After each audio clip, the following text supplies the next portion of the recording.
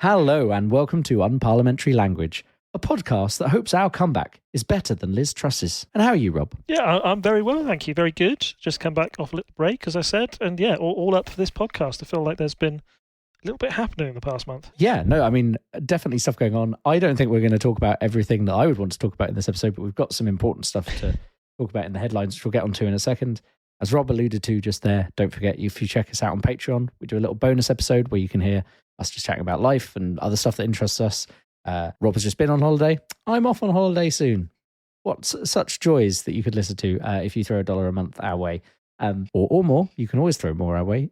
Always good. But yeah, I guess we should head on into the headlines. So, I mean, breaking news as suddenly...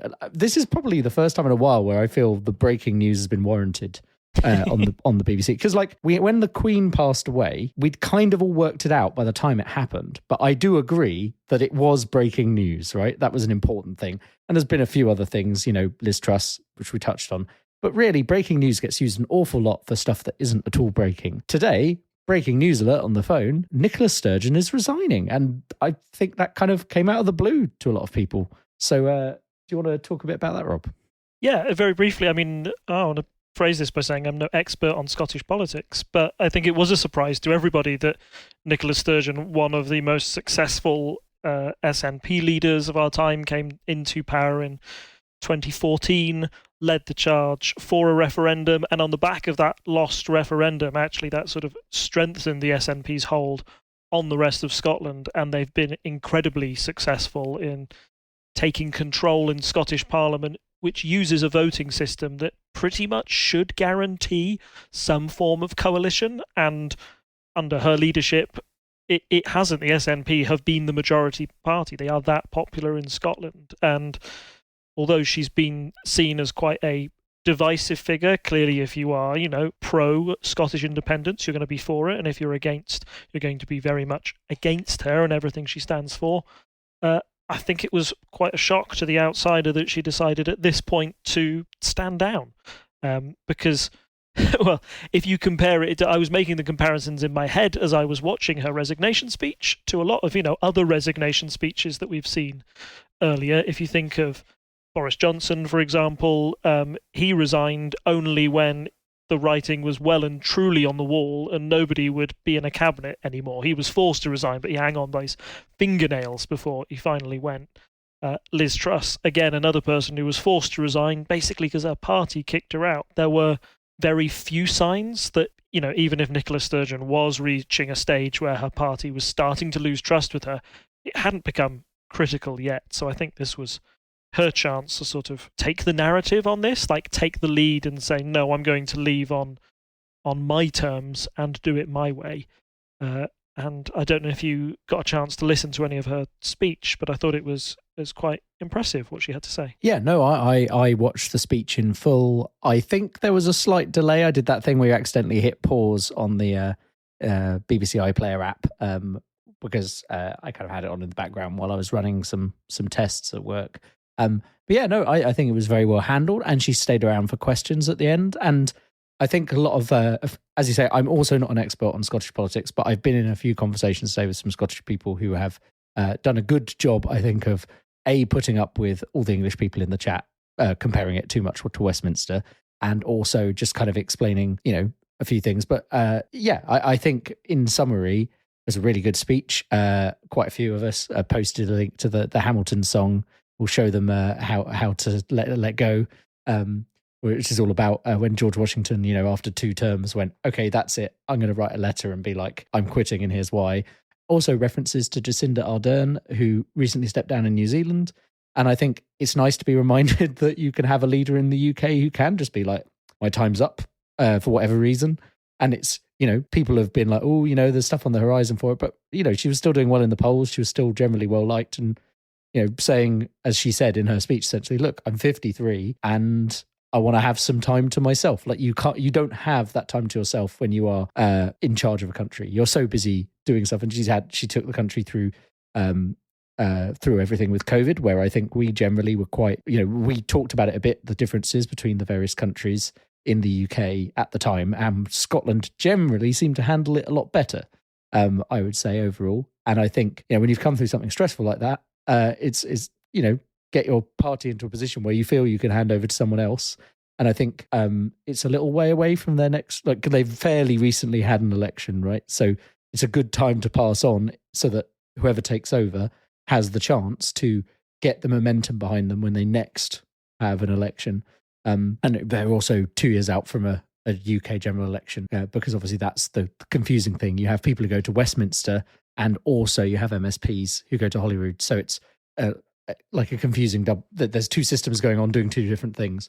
But yeah, I think generally it just shows that there's a different type of politics in Scotland, and you can't really compare it to Westminster at all, because it does just seem much more laid back's the wrong term, but it's there's a lot less of this kind of horrible backstabbing and stuff. It seems like they're just going to have a nice, sensible process to elect a replacement for her, and then she will step down. And kind of makes you miss the time when leaders did that. Have they ever done that in England? I'm not really sure we've ever had that luxury, not for a long time. If you think of the the transfer of power from Blair to Brown, that's the only thing. And it, like you said earlier, if you're talking to Scottish people, it is wrong of us to compare it to the Westminster model. But the only one that came to mind in my time was Blair could see the writing was on the wall that he was slowly losing popularity, so had to hand it over to the man who, and it was always, unlike Nicola Sturgeon when she resigned, nobody quite knows who the next leader is going to be. When Blair resigned, everybody sort of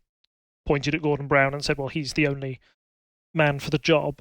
That was somebody who just fairly recently won an election, was halfway through his term and said, I know I'm not going to make it to the end of this one.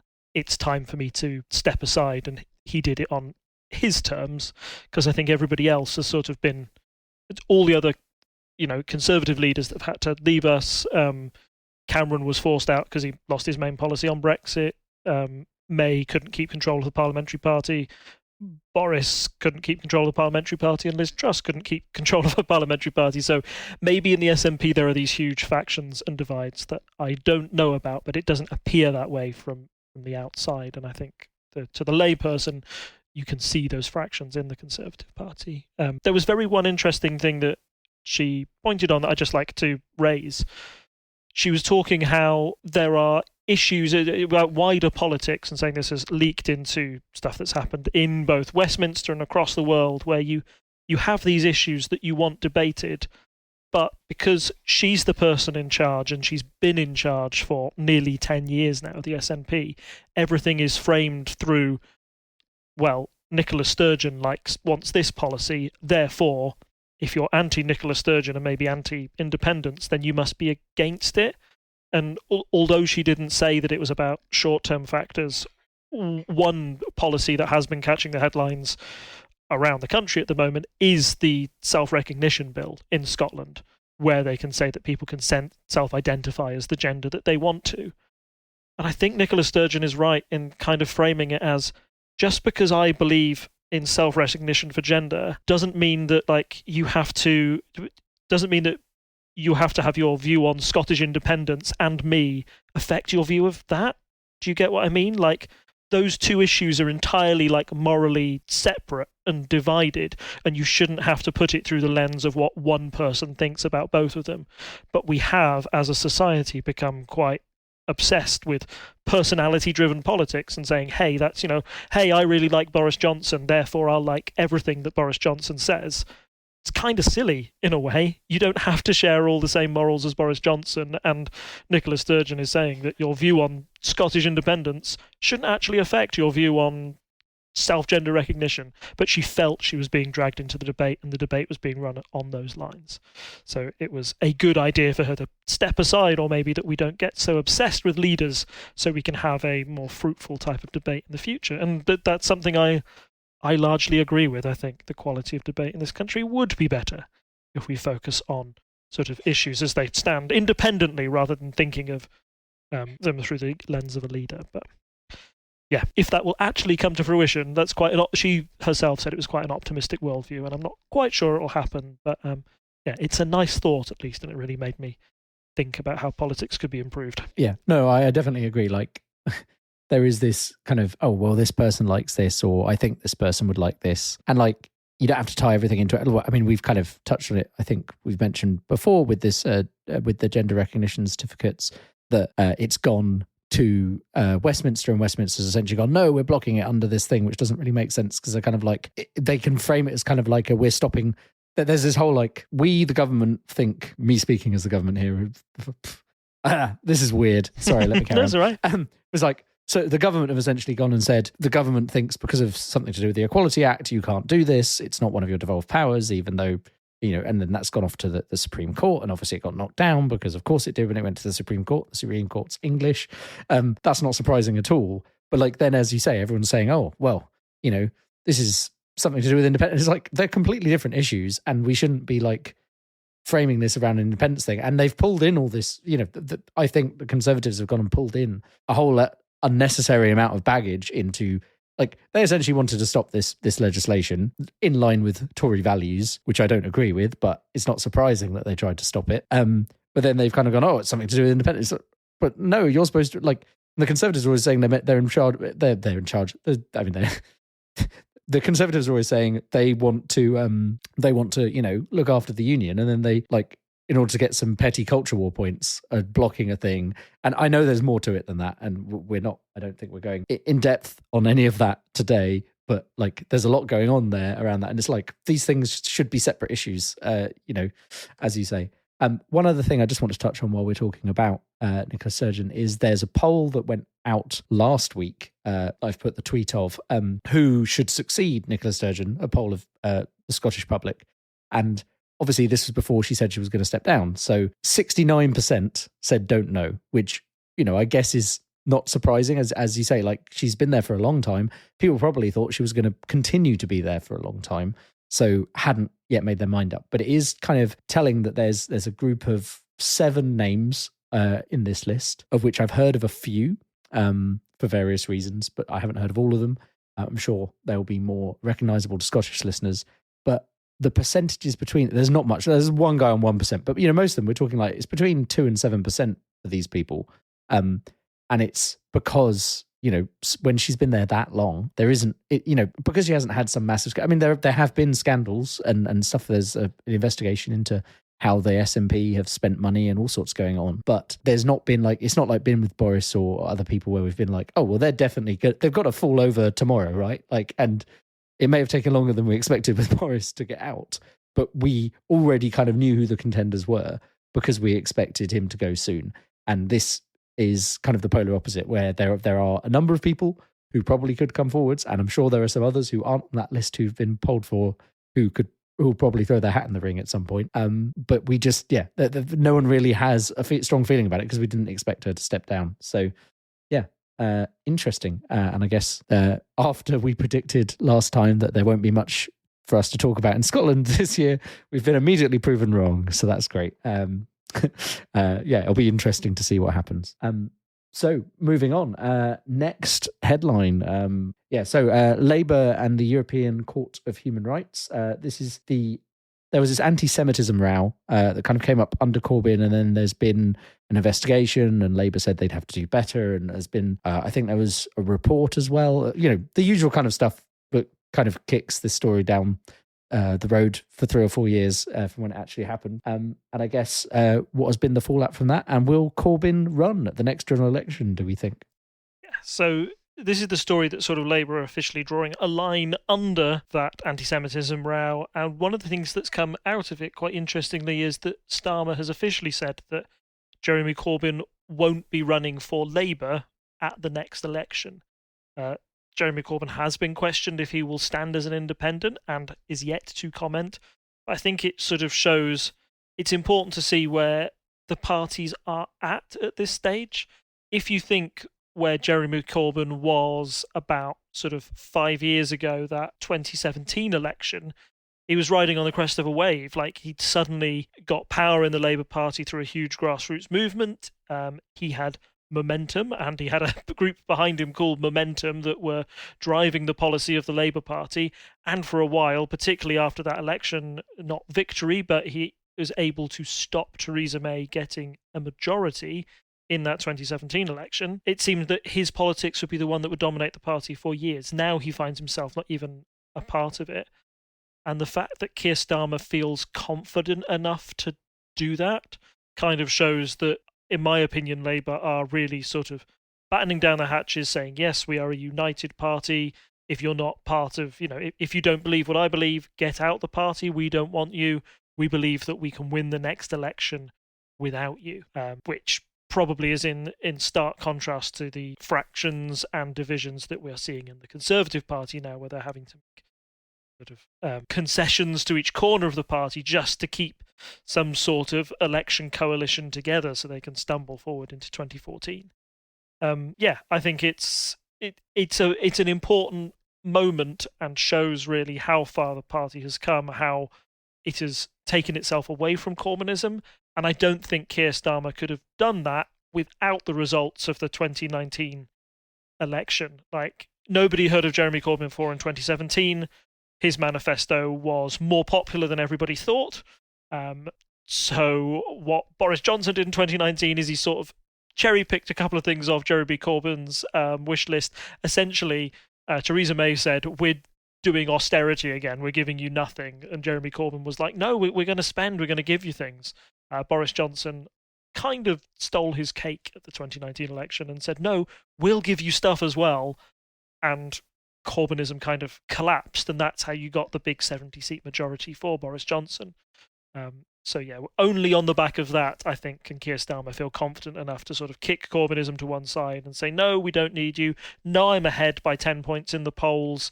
You are, quite crucially for Keir Starmer, the Corbyn wing of the party is very small. It was a fact that he struggled to get the MP nominations back when he was running for Labour leader, and he actually had to borrow some from some people who just thought, oh, we'll lend him a couple of votes just to make sure he gets across the line. So we have a bit of debate with the left wing. We defeat them and moved on. That turned to be a big mistake for the MPs within the Labour Party, because they were all of a sudden stuck with a leader that they didn't necessarily agree with all of his principles. They're in a position where they can just move them to one side and say, no, if you're not going to agree with the outcome of this anti-Semitism row, you're out of the Labour Party. We're moving on from this, and it makes a clear distinction between the two.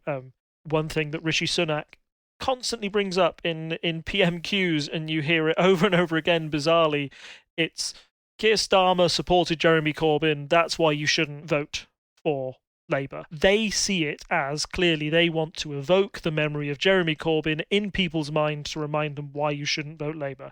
Keir Starmer is trying to put the biggest difference between the two possible, and the biggest difference is chuck him out of the party altogether and not let him back in. It's hard to be seen as a Jeremy Corbyn lover if you're not even letting him in your party. So, yeah, important development there, worth mentioning. And yeah, just sort of as we're going through the headlines and we're kind of touching on each party, I think it is important just to check in with Labour once in a while. I realise I spend a lot of my time moaning about the Conservatives on this podcast, so why not put a bit of spotlight on Labour as well? Yeah, no, I mean, I understand why we're doing that.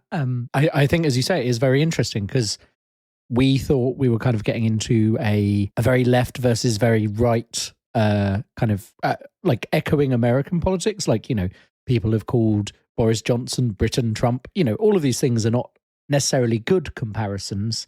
That they're used to try and simplify concepts that or realities that are much more complex, a bit like we were saying during the discussion on Scotland, where people from outside often simplify things into the model they understand.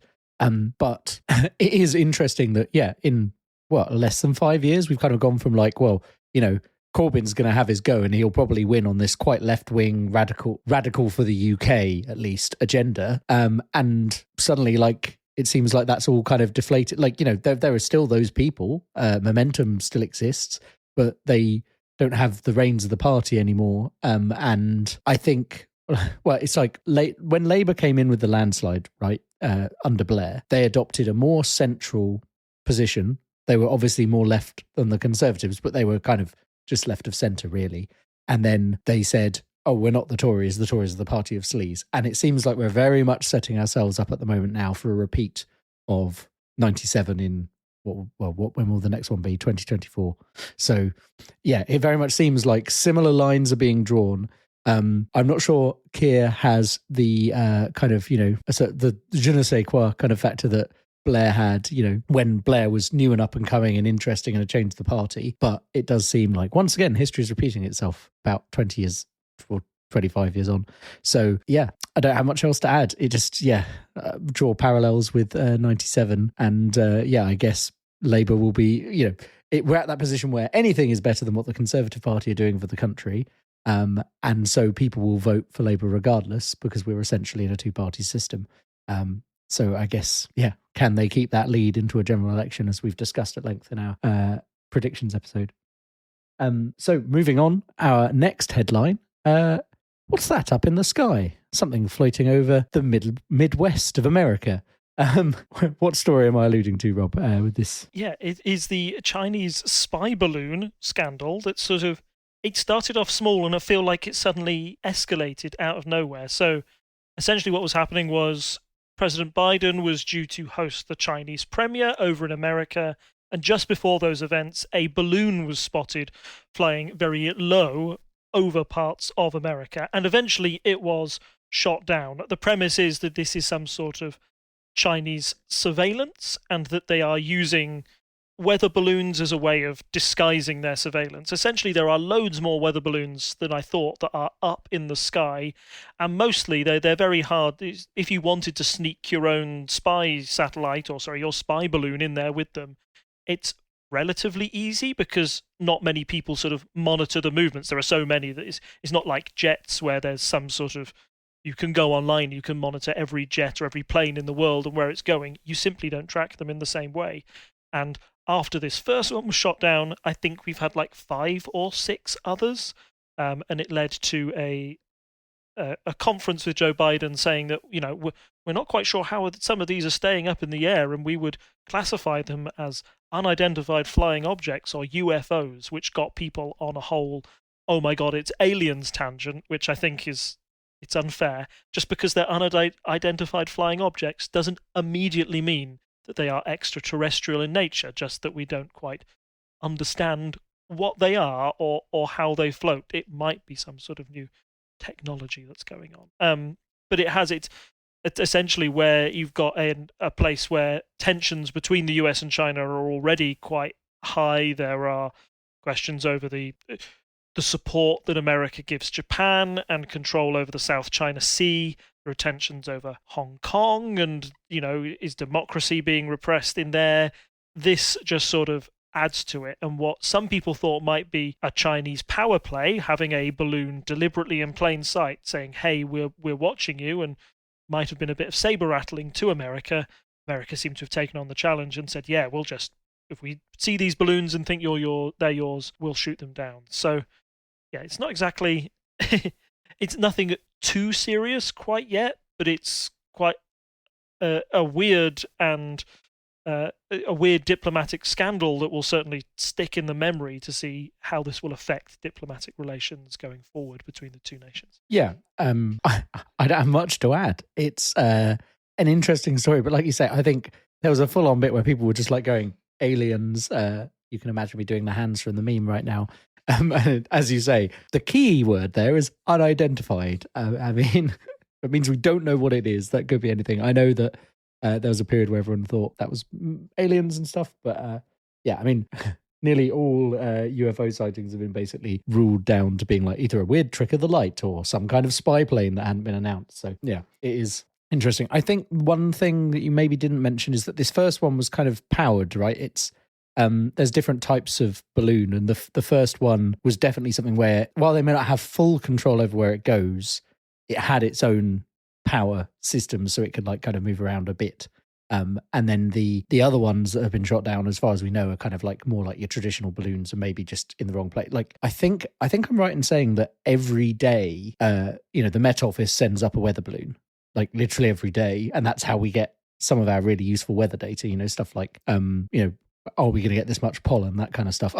I don't know specifically what the sensors are, but I think I was surprised to find out fairly recently that there's literally a weather balloon going up every day. They go up high enough and then they kind of pop and they fall down somewhere, and parts of it I think can be reclaimed and reused, but they normally need a new balloon.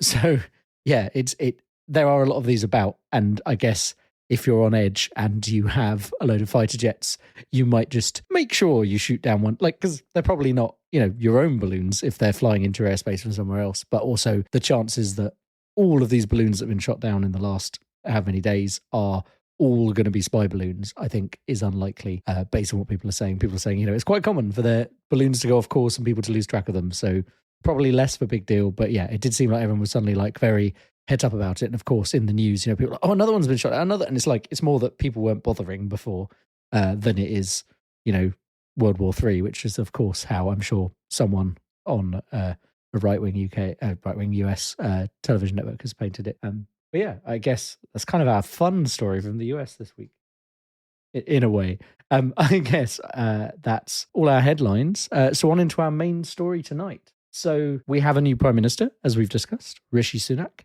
He's been there for just over 100 days now. So how do we think he's done? Well, I mean, I guess first up, what did he say he'd achieved? There's generally quite a big thing. We do this with the presidents. What have they achieved in the first 100 days? All that kind of stuff. People focus on it a bit. And famously, Liz Truss didn't get to 100 days. So this is our first kind of chance since the whole switch over from Johnson to actually look at what someone has managed to achieve. So what did he say he was going to do and what's he done? Yeah, so I think in the case of Rishi Sunak, we've had it a fair bit since the Conservatives have come to power, where we've had a leader come in and there hasn't been a general election when they've come in. So they have to sort of set out their manifesto, but they haven't been elected on these pledges.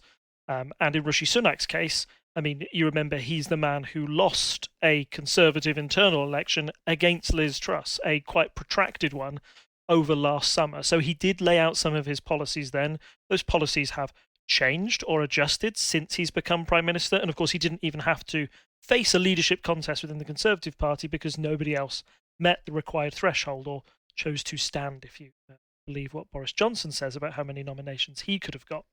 So he has laid out his 5 key principles or his 5 priorities of what he wants to do. He wants to halve inflation, reduce government debt, grow the economy, cut waiting lists, and stop small boats. Quite the targets. Quite the list. Yeah. So I guess, do we want to go through each of those in order, as we usually do? Halving inflation.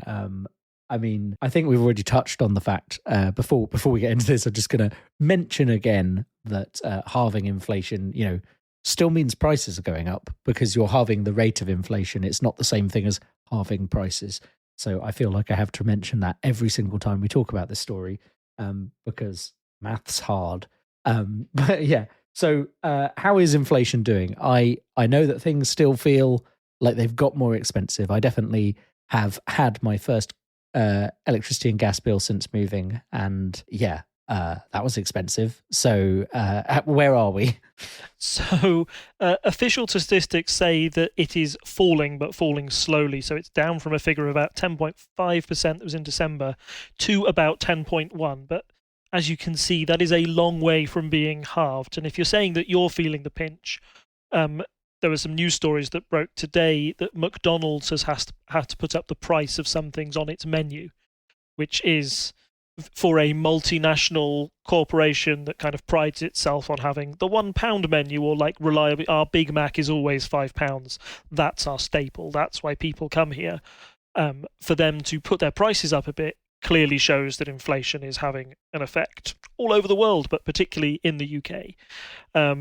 So yes, it's a lofty goal. Most people think that if the war in Ukraine dies down, or that markets slowly adjust to what has happened in Ukraine and find alternative ways to get energy, gas, grain, things that were coming out of Ukraine as well, the inflation will naturally go down. So this target he set himself might be something that happens independently of the government's economic policy. But currently, I mean, it would have been very tough for him to halve inflation within 100 days, and at the moment it is going down slowly. Is that a target he can reach by the 2024 election? At the moment, I doubt it. It seems like he's got a very uphill struggle. And I think we touched on this last time we spoke about this as well. But like you just said, it's not something that is really within his... There are some levers he can pull on as Prime Minister, and the Chancellor can do so on his behalf. But like it's like judging presidents by how well they did economically. People tend to vote for, if in the US, if a president has been in charge when the economy has been doing well, they tend to get voted in again. And then if the economy does poorly, they tend to vote in the alternative candidate. But also, it's nothing to do with the president.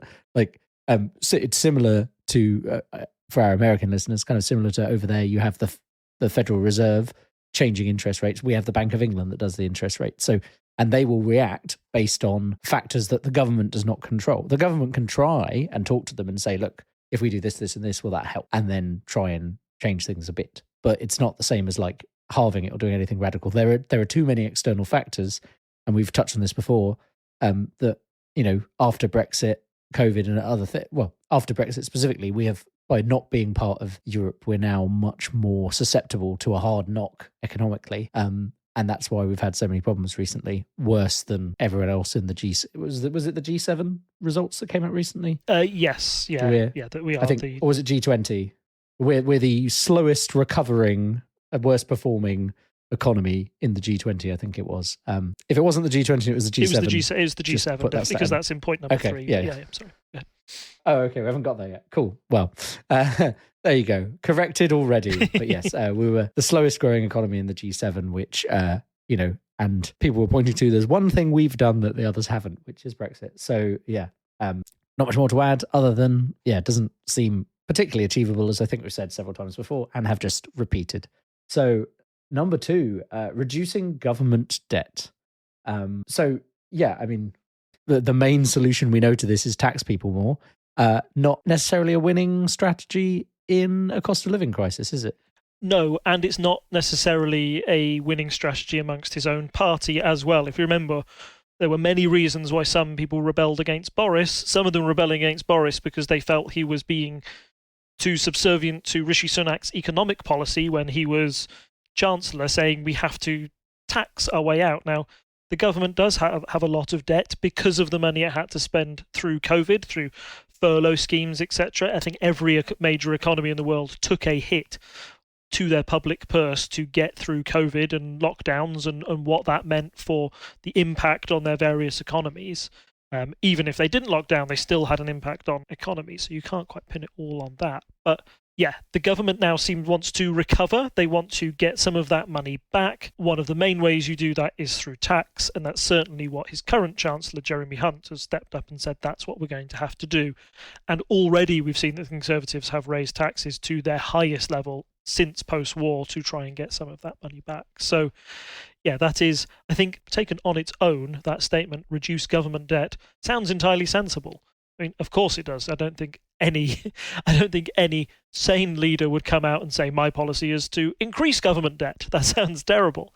But the way he has to do that, I think, will be unpopular amongst his own party and, as you said, in the cost of living crisis, potentially quite unpopular with the general populace as well. So, yeah, he might be setting himself up for a fail, or maybe hiding the economic levers he has to pull to try and reduce government debt within that.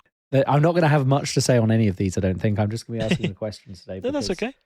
I don't think there's much more I can draw on, really, other than to mention, might throw in an aside here and there. But really, yeah, I think there's a lot of this that's going to be kind of tricky. So on a similar theme, number 3, growing the economy. So we've already touched on the G7 results, but so I guess I've kind of spoiled that for you there. But what's going on with growing the economy? Has he achieved anything in that? I mean, in 100 days feels like quite a hard thing to do, but do we know where his policies might lie? And I think these are things that he wants to sort of like make sure his targets not only over 100 days, but at least set the scene to say how we're going to grow the economy. Once again, I pick up on the point that if anybody led on the phrase, I want to reduce the economy, that would be mad. So I kind of think this statement is a little redundant. It's not controversial either way. But anyway, as we know, his predecessor, Liz Truss, went big on this message of we've got to go for growth. Our economy is stagnant. This is how we do it. And her policy was the exact opposite of Rishi Sunak's, which was let's reduce tax and hope that businesses come here. And we increase productivity. We increase the amount that they make, and therefore that we make more money even if we reduce tax on them because we are encouraging growth. Rishi Sunak hasn't quite laid out how he wants to grow the economy in the same way. And as you pointed out, the fact that we are pretty stagnant at the moment and the only country in the G7 not to recover its output since COVID. So during COVID lockdowns and, the effects of that, production was reduced as there was less demand for things because people were in their houses, etc., not going anywhere. Now things are going back to normal. All other countries in the G7 have started to see that production go up. We are failing to recover. There are many factors on that. I think I saw one of them the other day, which was like, during COVID, a lot of people in their 50s or 60s who could have worked up to retirement age were made redundant because of COVID. They've worked in the tourism industry or something that was affected by it. They said, oh, I've got enough money in the bank, actually, that I don't have to work again. You know what? I think I'm done. And those people have failed to return to the workforce, which means you can't get the bodies in to do the jobs you need. If there's one problem that our economy doesn't have at the moment, it is actually employment. Conservatives rail on about employment and say that we've got some of the highest employment rates in the world. Fantastic.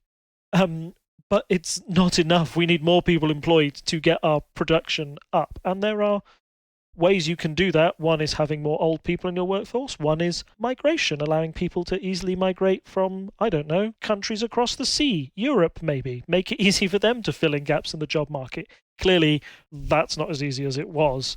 And that is maybe one of the reasons that people are pointing towards our unique economic circumstances being affected by Brexit, and we're starting to see the long tail of that. Of course, there's, as we always say, the caveat on that is it's very hard to specifically say that one thing is caused by Brexit, and you can argue till the cows come home where exactly, the reasons why the UK isn't performing. If you looked at Liz Truss's reasons, she'd say it's because we're naturally lazy and we should be more productive as a country. That was one of the things that she said in her book. So, yeah, lots of reasons there.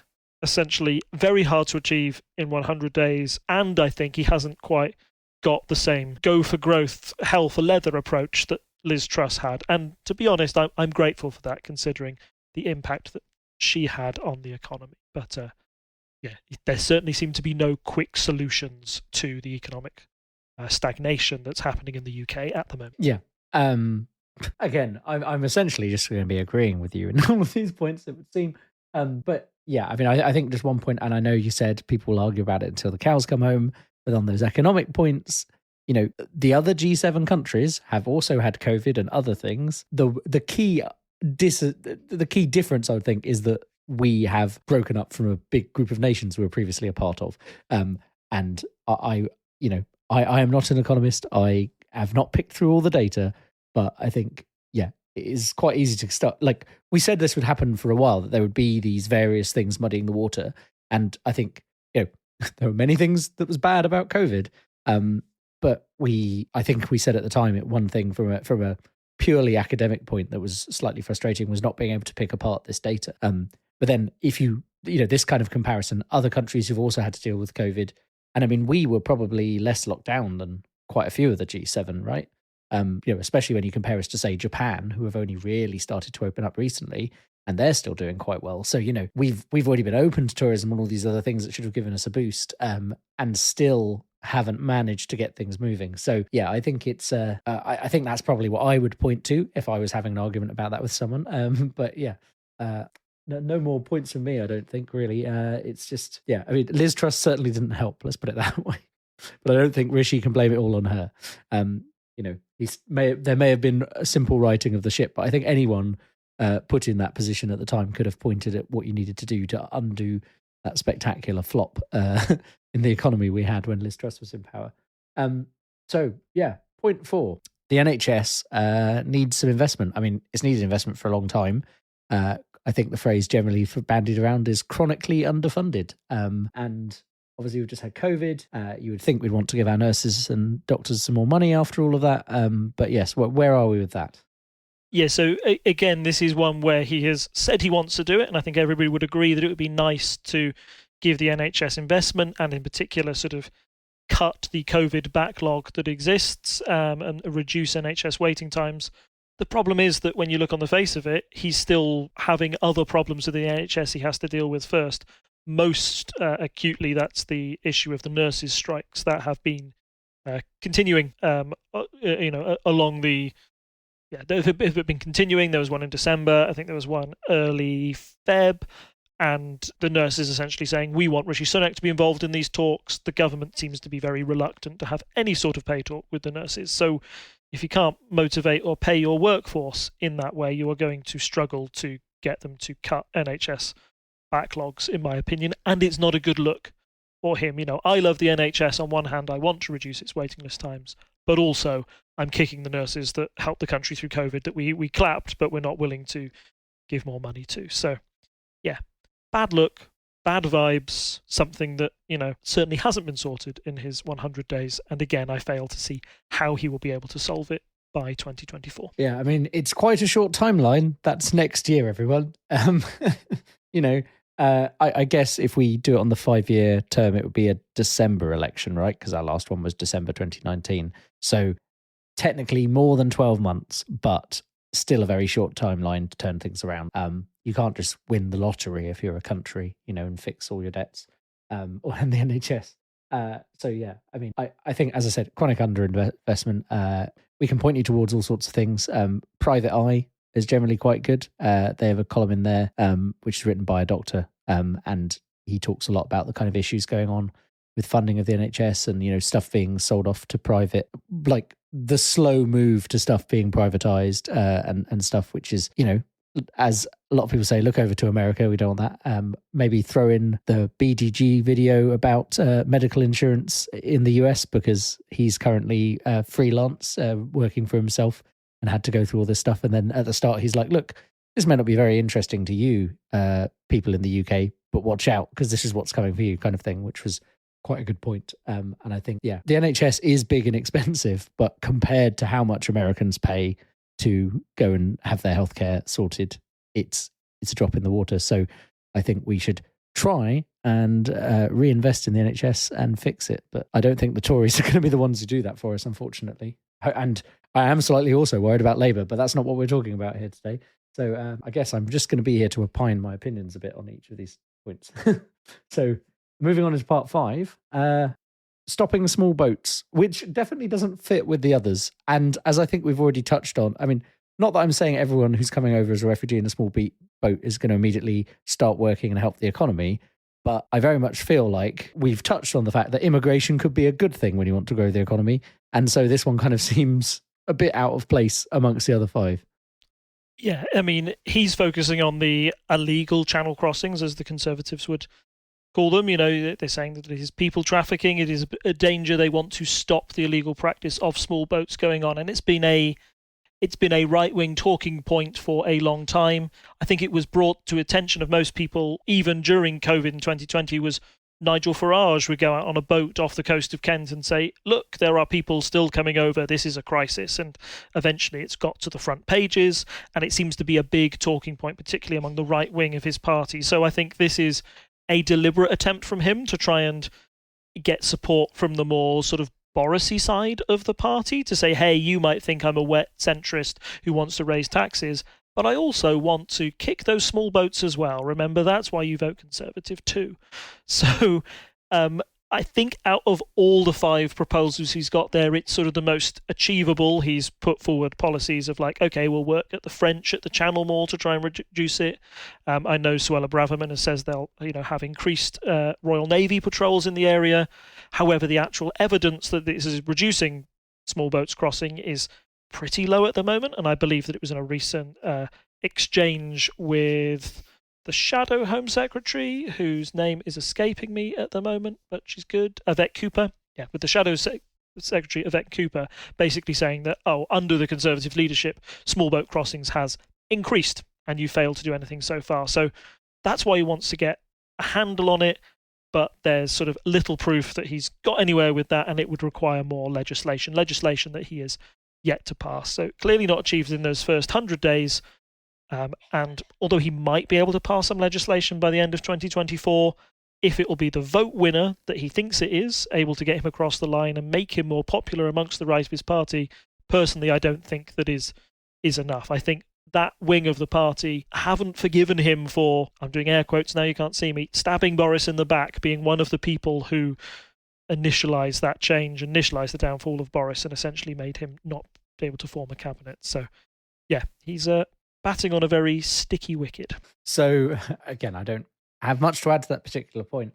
I guess if we have all these things that he's been struggling to deal with, that he said he's going to deal with, you'd expect him to be focusing on those. What is he ignoring? What are the big problems? Like, I mean, anyone living in the UK right now is probably screaming at their podcast app of choice, because there's several big things we haven't touched on in dealing with these 5 points. So what have we not focused on? I guess, well, the obvious one is strikes are ongoing. Nothing seems to have been fixed with that since we last mentioned the strikes. So, where's that going? Have any of the strikes been called off and actually cleared up, or is it still strike city?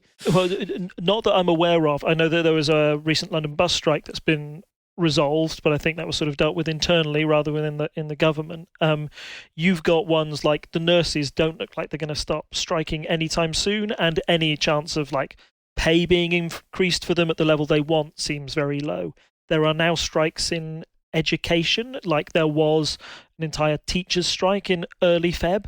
That day in early Feb, we were almost getting to national strike limits, where the amount of services that were out on that day was incredible. And a recent report says that we've had the most day of strikes since under Thatcher's rule. So, they said Jeremy Corbyn was going to take us back to the 70s and 80s. Well, maybe it's the Rishi who's been able to take us back there, although these strikes were happening under Liz Truss as well, and they were the causes of these strikes were bubbling up even then. So yeah, that's a big thing he hasn't been able to get a handle on. All they've wanted to do really is try and pass legislation that says we'll stop people's ability to strike, which, hey, I guess that might reduce the strikes, but it doesn't solve any of the underlying problems that the country has and address the reason why people are striking. I guess he maybe is trying to address that, saying, I'll reduce inflation, therefore we won't need to pay you more because things will be affordable again. But I think for the moment, it's quite abstract and people want their money now so they can afford things now. They don't want to wait on a promise of maybe it'll get better in the future. Yeah, and I think what we may have touched on this when we mentioned the strikes before, but, quite a few of these strikes are over pay disputes that are due in retrospect. So that, when this comes through, it's for last year's pay. And now, so they need to get that sorted before they can even start discussing the next pay increase that's due and should be affected by all of this inflation stuff going on. So it's like that there's, for some industries at least, that is the situation they're stuck in, where they're like, this is just the strike we need to resolve so we can get on to the next set of strikes, which is not a situation you ever want to be in, because you kind of want to be like, well, we can resolve this and it's over. But that's where quite a few of these problems are at the moment. And then, as you say, there were a few days where it felt like we were just, everything was on strike. But I think in general, people are behind them. I think it probably helps that there are more people working from home than there used to be. There are so many strikes going on that you need to resolve them. And quite a few of these are ones where the paymaster or the person who can control, like with the trains, those are private companies, but the person who has to get them around the table is the transport secretary. So these are things where the government can take a direct stance and fix things, and could if they wanted. And I think we touched on before that this is very Thatcher-like, holding the unions and trying to break the unions, but people are still striking. Like, I think they will probably not give up before the government, would be my call on it right now. So I think something that needs addressing, and worrying to me that it's not in the top list of priorities. I think that would definitely go above small boats on my priority list if I was making one. But yeah, so on to the next thing. Well, we mentioned Liz Truss in our joke at the start of the episode, so I guess, has Liz Truss done anything recently that might be a bit of a problem for Rishi Sunak? Well, a problem kind of for him and maybe for the Conservative Party at large, but it's kind of an unwritten rule, I guess, that once you are a Prime Minister and you step aside, particularly for somebody within your own party, that you stay quiet for quite some time and let the other person rule and let them have their agenda. It has only been, as I said, 100 days of Rishi Sunak. If you're wondering why we didn't do 100 days looking at Liz Truss, that's because she only made it to 49. So she never had time to implement one policy, and it went belly up. but she's felt the need sort of around, but just after Rishi Sunak's 100 days, to come out with her own essay, which she published in the Daily Telegraph, which, to summarise, kind of said, yes, well, she didn't really apologise for what she got wrong, but she kind of said, look, my economic vision to go for growth was a true crusade, and that's what we really need to do. I just got it a bit wrong, but I didn't get it wrong. It was because the left-wing economic establishment stopped me. And although she never uses those words in the essay, that's what the Telegraph used as their headline. What she was getting at there was she believed that there were forces within Whitehall, so civil servants, people within the Treasury Department. One of the first things she did on her first day was sack the former leader of the Treasury Department so she could get her own economic policy through. And even sort of like within the Bank of England, forces that are keeping the British economy to keep taxes high rather than leave them low. That's kind of what she was saying. So she said that my policy was doomed to fail because people were unwilling to go far enough with it because they are too cautious in their economic thinking, which I think that when you go deeper into the article where she says, oh, I didn't know about this pensions crisis. I wish somebody had told me, or I wouldn't have put my economic policy into the live system when I did, if I thought it would cause this crash. It just seems very naive. And if anything, she's causing divisions within the Conservative Party, and she's reminding everybody that Liz Truss was a thing and was incompetent and was a Conservative who crashed the economy, which is not what Rishi Sunak wants at all. On top of that, you've also got the spectre of Boris Johnson, whereas Liz Truss, it looks like there's zero chance of her ever becoming Prime Minister again, there are a group of people within Parliament or within politics who feel that, hey, if they can unseat Rishi before the 2024 election, that's when Boris Johnson can sweep back in, get the bounce in the polls they need, and win in 2024 again, because Boris is the big election winner. Which, again, seems to me like madness. There were reasons that he couldn't stand in the, when he had that chance, when we thought it was going to be between him and Rishi Sunak for the leadership of the Conservative Party, and he'd have yet another internal election to decide that. He stepped to one side. It very clearly, to me, shows the internal divisions within the Conservative Party, that there is a Liz Truss wing, like a right-wing economic wing that exists. There is a populist wing that is the Boris Johnson party that wants him to lead the Conservatives, and there's the Rishi party in the middle that's a centre, and it's all sort of this odd coalition that isn't really functioning anymore and is chugging along, which means they can only really agree on some very basic Conservative principles, and that's it.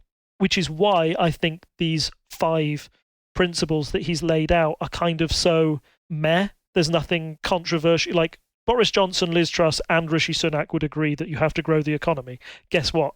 Everybody in the country would agree that. Right? It's not a controversial policy to put in your manifesto. It's not interesting enough. That is why he is sort of hamstrung by what he can say, what he can achieve in these 100 days, just because the party simply isn't united enough. And these PMs speaking out when he's still Prime Minister certainly aren't helping one bit. Yeah, I mean, when, again, not a massive amount of different opinion coming from me here, I'm afraid, but when I saw that Liz Truss was just like, oh, it's time for my comeback. And I'm like, I don't think you were really ever, you were technically in charge, but I don't think anyone ever thought that was a particularly good idea except for yourself. So, yeah, preparing for a comeback. And it's a bit like kind of the problem they have over in the US now, where they're like, who's going to run to be the Republican candidate? And will Trump come in and ruin everything for everyone? Kind of conversations that are going on. It's very much feeling like that, where you have, as you say, various factions that can't agree, and it's quite a big party. So those factors, it's not like there's 2 people following Boris Johnson around, his little, telling him, oh, you're great. There are quite a few people still who are like, Borisites. You've got your Rishyites and Lizites, I guess. And as we said, Rishi Sunak didn't win that first leadership election, so that means there's enough people supporting Liz Truss to get her through. Even if it was kind of let's try something a bit different, I guess, even though it's a bit like Boris, but with less economical understanding. But yeah, it's very weird at the moment for the Tory party. And I think that's another thing they'll struggle with going into a general election, is trying to put forwards a coherent message when you have essentially three quite big personalities still fighting over the core of the party. Speaking of factions in the Conservative Party, there's still a few kind of skeletons in the closet for Rishi Sunak as well. With we haven't really got over the sleaze, which, as we've pointed out before, was kind of the problem that was going on in the 90s under John Major as well. And yeah, we've still got Zahawi, we've got Dominic Raab. What's going on with all of that? Yeah, so since in between our last podcast, we had like yet another Conservative Party scandal. Essentially, it was that the former Chancellor of the Exchequer, Nadim Zahawi, had not been paying all of his taxes as he should have, or hadn't declared it, and that is clearly very embarrassing for a government. It's embarrassing for any MP, but when they are literally the Chancellor of the Exchequer, the person who is in charge of money, that looks really bad. Now, he was only Chancellor of the Exchequer for the months where Boris Johnson was leader, but we were having the Conservative election. But still, that's a very bad look. And the way that Zahawi clung on, and even when he was pushed out the party, didn't really apologise, kind of said, well, I did nothing wrong. It was almost like a Trump defence of, well, I was being smart for not paying my taxes. I was just using the system that was available to me. It's not a good look, particularly within like a cost of living crisis or a time where you're trying to raise taxes or convince people that you have to pay your taxes in order to reduce government debt. Bad look for the party, looks sleazy, and even though Rishi Sunak said that he acted decisively, and I think this is one point where I can agree with him, he acted more than Boris Johnson would have, right? If Boris Johnson was in charge, Nadim Zahawi would still be Chancellor of the Exchequer, because Boris Johnson didn't sack anybody over their conduct, or the level you had to get to almost be sacked by Boris Johnson was so high it was unthinkable. Like that's the Chris Pincher affair that eventually brought him down, was him kind of saying, "Oh, we got to wait for the facts of this case to come out before I act on it." No, that's should have got rid of that person straight away. So yeah, Rishi Sunak did act faster than Boris Johnson, but it still reminds people that there are this problem of sleaze that seems sort of inherent in the Conservative Party at the moment. And on the back burner, you've also got Dominic Raab, the Deputy Prime Minister, who is still in position, who is facing increased allegations of bullying from people within his own party as well, and civil servants who have worked for him. The same kind of allegations that we saw levelled against Priti Patel. And even when that investigation came out and said that she was guilty of bullying, that was all brushed under the carpet and she didn't lose her job. So I wonder if Rishi Sunak will act on those things, and if he does, yes, he's better than Boris Johnson. However, it still shows that there are quite a few bad apples within the Conservative Party, and that once again undermines his message. He wants to be the one. He wants to be clean. He wants to be a fresh start. That's why you get a new leader in. You want to try and brush away the faults of your predecessor and say, no, these are the things they got wrong. I'm going to do it right. If these two more ministers going down with cases of sleaze shows that there is an inherent problem in the Conservative Party, that whoever's in charge, whoever they put underneath them, there's always going to be problems. That, again, is a big problem for Rishi Sunak in the 2024 general election. Yeah. I mean, more of the same, really. Problems. And I feel like I'm going to keep referencing the 90s here because it does seem very similar.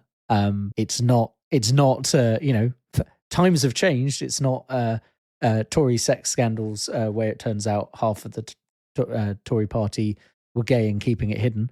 But it is, it's another sleaze thing. I'm very glad that we've moved on as a society and no longer think that is considered sleaze and in the same way now, and that we're a more tolerant society, at least on that point. But yeah, it does feel like we're just drawing parallel after parallel here. One last point, I think, on things that Rishi hasn't really focused on. Well, I mean, I guess he technically did focus on his cabinet reshuffle. He had to put the thought in, and we kind of knew it would be coming. But what kind of issues has that thrown up? Because there's always that bit where suddenly someone gets thrust into the limelight, and we'll go, "Are they dodgy?" In the Conservative Party, the answer is probably yes. But in what way are they dodgy? So yes, what's going on with that cabinet reshuffle? Yeah, so he did sort of a mini cabinet reshuffle which was forced by Nadim Zahawi having to step away. So he needed to employ somebody as the new head of the Conservative Party. That meant a few people changed roles. The most significant was that Lee Anderson became deputy party chairman. Now, if you don't know who Lee Anderson is, he's somebody who sort of has appeared on the fringes of Conservative politics. He's he's one of those red wall MPs. He's straight talking. His most famous policy, or most infamous policy, I guess, is that he straight up has said in an interview 2 weeks before he was appointed as deputy party chairman, yep, I believe in the death penalty. And for people who definitely did the crime, they should definitely have the death penalty, because if they're dead, they don't do no more crimes. Which is a point that you can raise, but in our society seems quite backward. And there is definitely a sort of branch of conservatives, a more caring conservatives, compassionate conservatives. You're thinking about sort of David Cameron's hugger hoodie type conservatives. They would be appalled by that idea and feel that it would be a vote loser. And so Rishi Sunak, by appointing somebody like Lee Anderson, is clearly trying to pull back some of those Boris voters, trying to get some of those Reform Party voters back to the Conservative Party, saying, hey, we've got one of your people in our party. That's why you can vote for us, because we're the party of this guy. However, that also works against you, because it reminds those compassionate Conservatives that you're giving those type of people ministerial power. And in particular, I've heard that there are rumblings, particularly within the Lib Dems, who are targeting key Lib Dem Conservative marginals, saying, yeah, we'll talk about Lee Anderson on people's doorsteps, saying, hey, is this Conservative said, these things about the death penalties? Is that this type of Conservative you want to be? We're not like that at all. Why don't you give the Lib Dems a try and send a message to them that you don't want these people in their party? It will be not only a vote winner, but a vote loser for him. And I think it shows once again that he has to have this uneasy coalition of people within his party, and his talent pool is drained now. Who has he got to pull from? Like, I'm not saying Nadine Dorries was a talent within the Boris Johnson administration, but she held a ministerial position for many years. She's resigned. She's saying that she's not going to stand next election. The former health secretary, Matt Hancock, has said he's not standing in the next election. Lots of Conservatives have had a look at the state of the party, don't think they're going to win in 2024, and have taken it as their opportunity to stand down. And that's going to cause more problems for Rishi Sunak. He has a diminished talent pool, nothing that he can really plan for the long run. And again, it kind of gives this impression that he is trying to keep the ship chugging on to 2024, but with not much light at the end of that tunnel. Yeah, and I think that's a key point you've just touched on there at the end, where it was talking about people resigning, and it is a lot of people resigning, and people from all wings of the party, and they're going to have to, I'm sure that there are enough Conservatives that they can put up someone for every seat. It's not like they have to be worried about that. But, unless there are some real up-and-comers that we haven't heard about, and I think, as you say, at this point, we're kind of at the bottom of the barrel, is how it feels with this. There isn't anyone who we've heard of who are like, oh, they'd make a really good leader and would really help things out. So, yeah, I think it's the slow heat death of the Conservative Party, as I think we may have called it in a previous episode, or something similar. So yeah, I very much struggle to see how they could win a 2024 general election. Let's put it that way. Going to have to pull some magic hats or magic money trees out of hats. Yeah, something like that, because yeah, it doesn't seem like they're in a good position anymore. Which that's how things go in politics. That's what you would expect, is that we should be at this point due something other than the Conservatives again, having been there for 13 years at this point. Like, it's not surprising, but it's, more trouble for Rishi Sunak. So with that kind of dreary outlook for the Conservative Party and Rishi Sunak's tenure as PM, do we wish to go into our general election predictor and the polls? Yeah, and I think it's really interesting to focus on the polls, because people did focus on them after 100 days. Most leaders, you would expect them to have some sort of bounce in the polls. It's the first 100 days. It's full of optimism. People are willing to give the new leader a chance. And to be frank, he couldn't do much worse than Liz Truss. So I'm really interested to see what the polls look like, to see how much of a bounce there has been. So first things first, I mean, you said the bounce. I love how many of these posts I now get on Twitter through our Twitter account. at Unpile Podcast, in case you were wondering. But you Elect Politics UK posts like out polls with the raw numbers, which is quite fun to follow. Because nearly every time there's a comment that's like, oh, look at that Sunak bounce whenever there's like plus 1% to the Conservative, which is very funny. Let's have a look at our general election predictor first, because that's the one that it's only updated once a month. So it was last updated at the end of January. So their current prediction is a Labour majority of 250, which, let me let you know, is a big number. The predicted seats there would be 450 for Labour, which would be more than double what they currently have. And the predicted seats for the Conservatives 112, which is, as I'm sure you can understand, a lot lower than they have now.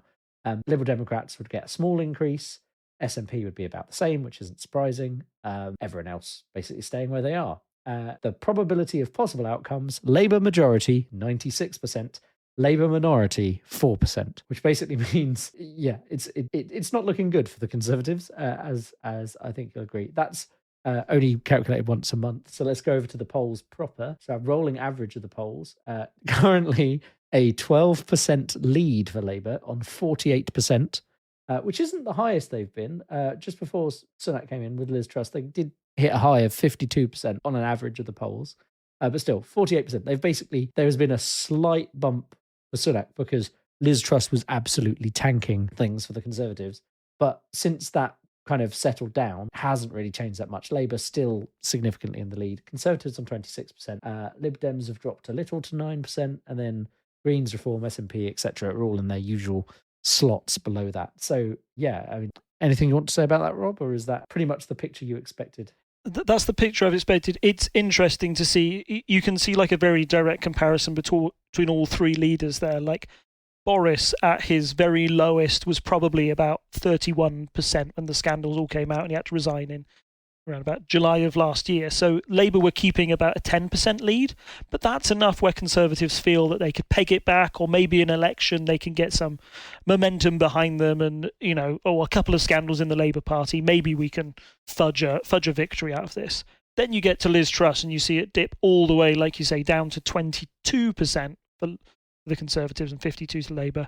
Then Rishi Sunak comes in and he's got them chugging on at 26%. So he's been able to recover about 4 to 5% of people who didn't like Liz Truss but are accepting of Rishi Sunak, but he's still 4 points behind where Boris Johnson was. So that's where we're at. That's the popularity of each leader. He is right in the middle when it comes to popularity amongst the general public. And that's a big problem for the Conservative Party. If you're not as popular as Boris Johnson was after everything that he did and how he was forced out, that's clearly an issue for you, and you've got a mountain to climb. Labour fairly steady at 48%, which is kind of what I expect. They haven't got... It's harder to go higher than 50%. You reach a ceiling eventually. And we've already pointed out that there's kind of a trouble for Labour maybe getting people to cross the aisle from Conservative to Labour to get their vote.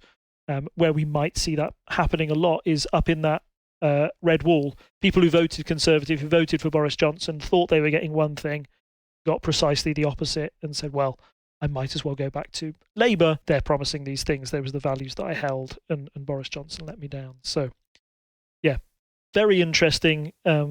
Not nervy for Labour at the moment. That's why I think you look at the polls, and that's the reason why Labour are so confident, and that's the reason the Tories are struggling to get a grip on some of the key issues. They're just simply not.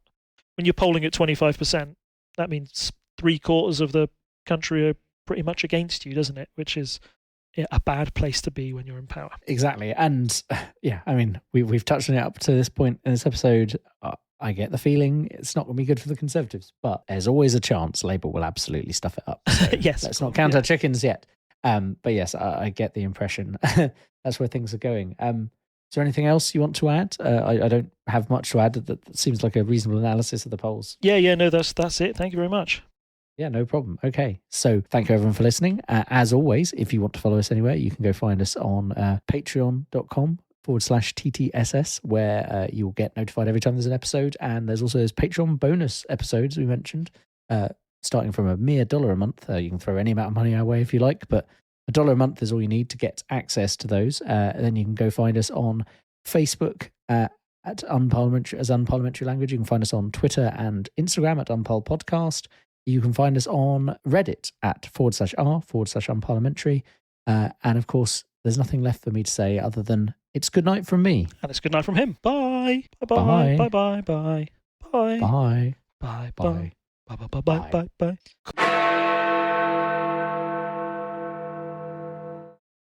Good evening and welcome to the bar.